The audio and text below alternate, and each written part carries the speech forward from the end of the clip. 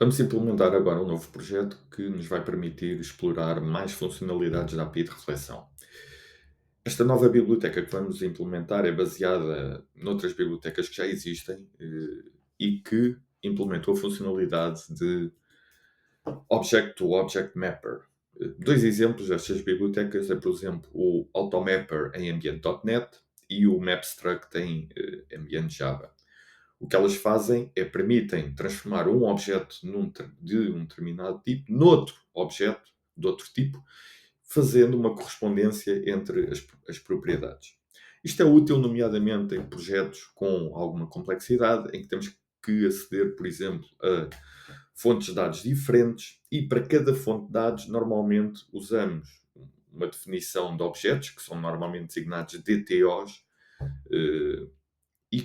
cuja sua definição dos tipos destes objetos corresponde à forma como os dados estão definidos na fonte de dados. Por exemplo, se eu tiver a aceder uma web API desta fonte de dados, MusicBrainz, cuja informação do artista tem propriedades name e frame, então eu vou ter uma definição de um tipo para esta informação em que as propriedades têm o mesmo nome, name e frame.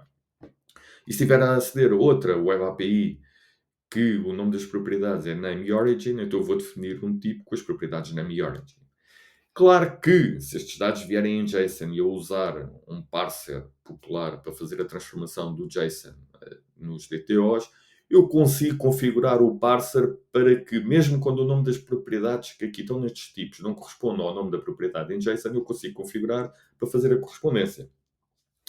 Mas normalmente é mais fácil ter estes DTOs à imagem daquilo que é fonte de dados e depois eu tenho os meus tipos do domínio, em que nos tipos do domínio eu uso os nomes adequados ao domínio e que estão de acordo com aquilo que eu quero usar. Portanto, por exemplo, a mesma propriedade que representa o país neste DTO pode se chamar frame, neste DTO chama-se origin e no meu domínio eu quero que se chame country. O senão disto é que depois tem que andar a fazer transformações de objetos de um tipo em objetos de outro tipo. Para ajudar nesta transformação e para não ter que ser o programador a escrever o código, em que ele vai criar uma instância do artista e agora passar como parâmetro as propriedades do DTO, existem bibliotecas que, dado um objeto e dado o tipo de destino, criam automaticamente, este automaticamente já sabemos que é usando técnicas como reflexão. Portanto, vão criar, via reflexão, uma instância do tipo destino e copiar as propriedades da fonte para o destino. É uma versão simplificada deste tipo de biblioteca que nós queremos implementar. Nós vamos chamar a nossa biblioteca Naive Mapper e na primeira versão, que vai ser a mais simples, vamos colocar alguns pressupostos em que vamos admitir que o tipo destino tem um construtor sem parâmetros, ou seja, um construtor em que, caso tenham parâmetros, são todos opcionais e eu posso instanciar aquele tipo sem passar parâmetros. As suas propriedades são mutáveis, ou seja, eu depois posso escrever nas suas propriedades e apenas vamos fazer correspondência entre propriedades do tipo de origem e propriedades do tipo de destino que tenham o mesmo nome e que sejam do mesmo tipo. Propriedades de nome diferente e propriedades com o mesmo nome, mas que tenham um tipo diferente, vão ser ignoradas para já. Então, vamos começar por especificar aquilo que queremos implementar através do teste unitário. Vamos considerar que o tipo de destino vai ser person. Este tipo de destino obedece aos requisitos que ali definimos. Ou seja, todos os parâmetros do construtor são opcionais. ID, name e country. E as propriedades são mutáveis. São definidas como var. Vamos definir um tipo de origem. Auxiliar este teste. Vamos definir mesmo aqui classe person DTO, que vai ter um nome diferente e que vai ter propriedades com o mesmo nome, acho que estão no tipo de destino e o mesmo tipo. Vamos apenas pôr duas propriedades com o mesmo nome, que é name, do tipo string, e country, também do tipo string. Country. E por isso vai fazer correspondência com a propriedade name e a propriedade country do tipo person, que tem o mesmo nome e tem o mesmo tipo. A propriedade ID não será copiada porque no tipo de origem não existe uma propriedade ID. Apenas isto. Então, Quando instanciamos um person DTO, por exemplo, com o nome Zé Manel, de Portugal, eu quero, através da biblioteca que vamos implementar e que vai disponibilizar, por exemplo, um método map_to, eu quero, a partir deste DTO, eu quero fazer dto.map_to o tipo de destino que vai ser person. A forma de especificarmos o tipo de destino e de passarmos o tipo como parâmetro a uma função é através do seu representante. Vamos usar o representante na API de reflexão e é isto que vamos passar ao map_to. Vamos gerar a assinatura da função que queremos implementar. Vamos tirar isto daqui e não é aqui que queremos, vamos pôr aqui. A nossa função vai ser uma função de extensão de um objeto qualquer, que não sabemos o seu tipo. Vai receber um tipo de destino, vamos chamar destType, e que vai ser de um tipo, o destType vai ser representado por uma instância de kClass, da qual não sabemos o tipo. E vai retornar uma nova instância de um objeto do tipo kClass. E para já não vamos usar informação de tipo, não vamos usar tipos genéricos, vamos apenas fazer uma implementação desta forma. Vamos correr o nosso teste, que obviamente vai falhar porque a função map_to não está implementada, e vamos agora passar a função map_to para o fecheiro onde queremos implementar esta função, que vai ser este. Então, o nosso algoritmo vai seguir 3 passos que correspondem mais ou menos aos requisitos que aqui tem. Portanto, o tipo de destino tem um construtor sem parâmetros, as propriedades são mutáveis e queremos encontrar esta correspondência. Vamos copiar isto para aqui. Então, a primeira coisa que nós vamos fazer, e admitindo que o tipo de destino não tem um construtor sem parâmetros, ou um construtor com todos os parâmetros opcionais, é instanciar o tipo de destino. Instantiate destType. E para isso, a API de reflexão do Kotlin, no representante de um tipo kClass, tem um método que nos permite criar uma instância. E vamos fazer destType.createInstance. Vamos chamar a isto o nosso destino. Okay. Agora, segundo, queremos procurar as propriedades que fazem correspondência entre o tipo de origem e o tipo de destino. Look for properties with same name and type between the receiver and destType.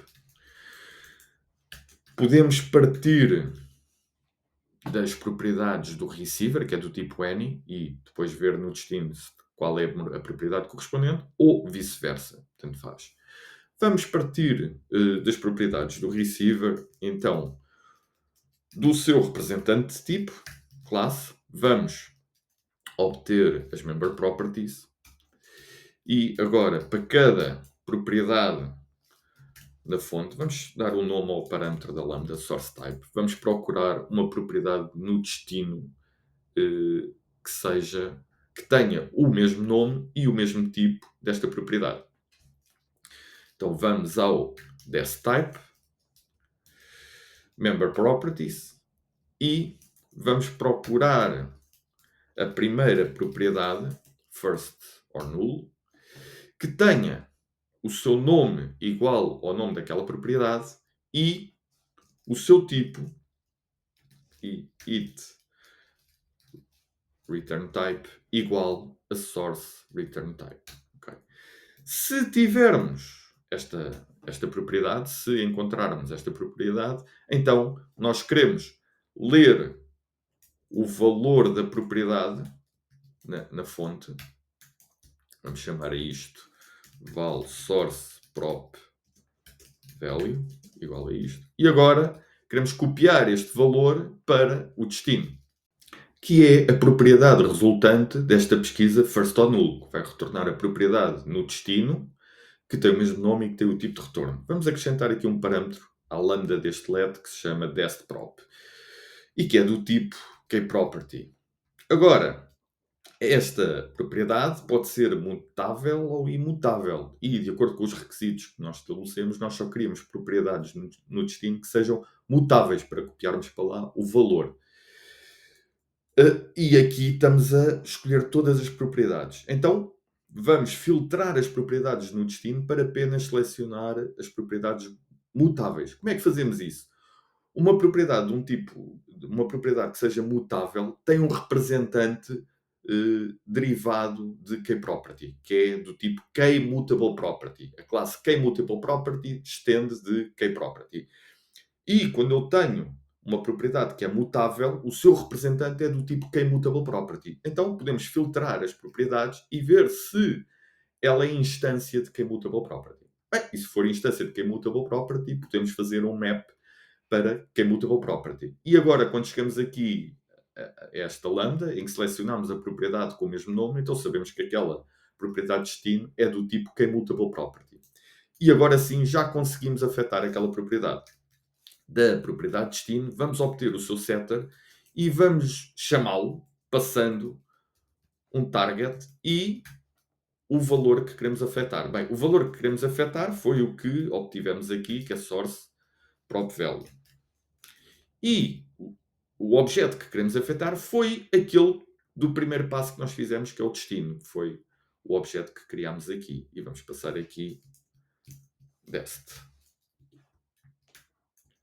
E aqui source prop value. Certo. E está concluído. No final, o que é que falta? Falta só retornar a instância de dest. Ok. Está feito. Vamos então correr o teste unitário, novamente. E o teste unitário passou, ou seja, não deu nenhum erro. Falta ver se realmente as propriedades que temos em person correspondem aos valores que vieram de person DTO. Então podemos fazer um assert equals expected zmanel em, não em DTO, mas vamos por aqui, este é o person, igual em person.name, person.map2person. Ora bem, o map2 está-nos a retornar um valor do tipo any. Nós sabemos que criamos uma instância de person. Vamos fazer o cast para person. Depois já vamos corrigir isto para evitar este casting. Person name. E o country vai ser Portugal, que é o person.country. Ou então, para o teste estar mais robusto, nós queremos que o DTO.name seja este e o country do DTO seja o country do person. Vamos correr o teste novamente. E falhou. Por exemplo, esta propriedade não foi copiada para o destino. Não foi copiado porque não foi encontrada correspondência entre as propriedades da fonte e as propriedades do destino. E porquê? Porque eventualmente temos um erro. Nós estamos a partir das propriedades da fonte deste objeto e a comparar com as propriedades no destino. E do destino, nós já recebemos aqui um key-class. O tipo de destino foi passado a esta função como uma instância de key-class. Por isso, não tenho que obter outra vez a classe do tipo destino. Porque se eu aplicar aqui o operador 4 pontos classe, então eu estou a obter o quê? O representante deste tipo. Esta variável é do tipo key-class, então estou a obter um representante do tipo key-class. Não é isso que eu quero. Eu quero partir do tipo destino que já foi passado aqui. Apenas isso. E se corrermos novamente o teste, o bug foi corrigido e o teste já passa. Vamos agora para um segundo passo em que queremos então ter uma segunda versão e conseguir fazer a correspondência entre propriedades que sejam do mesmo tipo, mas que tenham nome diferente. Vamos pôr novamente o nosso teste a falhar e vamos considerar, por exemplo, que o person DTO, o country na origem, não se chama country, esta propriedade, mas chama-se, por exemplo, from. E, obviamente, agora se corrermos o teste outra vez, vai falhar no matching desta propriedade. Portanto, a propriedade que tem Portugal não foi copiada porque tem nomes diferentes. Então, As bibliotecas deste tipo, normalmente, o que têm é a possibilidade de serem configuradas para que o cliente da biblioteca, que neste caso é representado pelo texto unitário, possa dizer à biblioteca: faz a correspondência da propriedade que se chama from e a propriedade que se chama country no destino. Essa configuração pode ser feita de várias formas. Uma das formas que pode ser feita, é aquela que vamos introduzir agora, é através de anotações. E é normal que uma biblioteca ou uma framework, na sua API, ou seja, na sua interface pública, disponibilize não apenas um conjunto de métodos que o cliente pode chamar, mas também anotações. As anotações, que fazem parte de uma API, é uma forma declarativa que oferece ao programador uma maneira dele expressar as suas expectativas. Como é que ele expressa as suas expectativas? Ele declara usando anotações. Eu, quando estou a usar uma anotação, eu não estou a programar de forma imperativa. Eu quero fazer isto desta forma, este passo e a seguir este e outro. Não. Eu estou apenas a dizer, eu quero que isto aconteça e agora tem que ser a biblioteca e a framework a fazer isso. Então, o nosso objetivo é, por exemplo, que a biblioteca, neste caso o Nave Mapper, que oferece o Map2, ofereça também uma anotação, por exemplo, match, e em que eu diga que o nome eh, desta, desta propriedade no destino chama-se country. E agora a biblioteca, e neste caso a função map2, quando é executada, ela tem que fazer a correspondência não apenas pelo nome da propriedade, mas se a propriedade tiver uma anotação, vai ver qual é o valor do nome que foi aqui passado e ter o nome da anotação em consideração. Vamos então criar esta anotação. Vamos criar num fecheiro separado. package.pteasy, ele vai receber uma propriedade name do tipo string.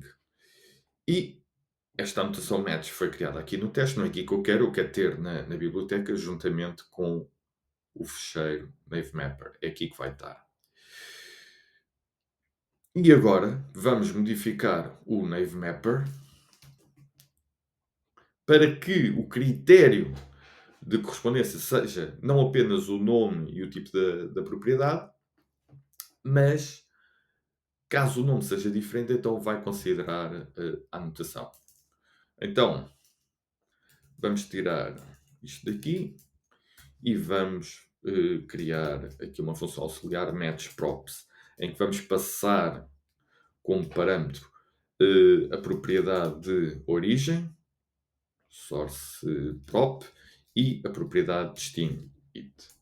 Vamos criar esta função, matchProp, que vai receber uma keyProperty e vai receber uma keyMutableProperty. O it vamos mudar o nome para destProp. Isto. Bem, isto era o que tínhamos aqui como condição inicial.